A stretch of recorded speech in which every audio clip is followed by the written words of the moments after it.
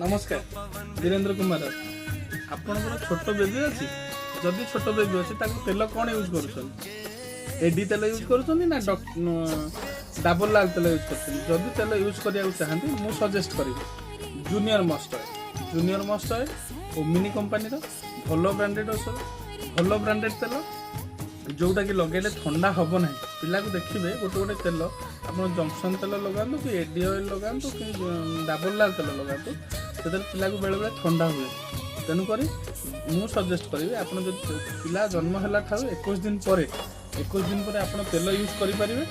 junior must oil जोटा कि infection हेनी बॉडी पीएच बैलेंस आ मेंटेन कर रखो यार एथरे कंपोजिशन होची ओलिव ऑयल विटामिन ए अच्छी विटामिन डी अच्छी विटामिन ई अच्छी आलमंड ऑयल अच्छी आ गोटे आर्चिक ऑयल अच्छी जोटा कि भल आउ भल दाम मध्य मात्र 230 टंका 60 ml 100 ml पैक को 230 टंका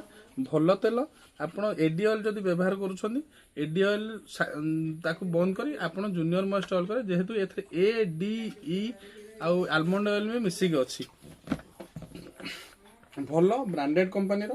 आउ डाबल लाल आ जंक्शन तेल भी आप लगे पारे किंतु जदि गोटे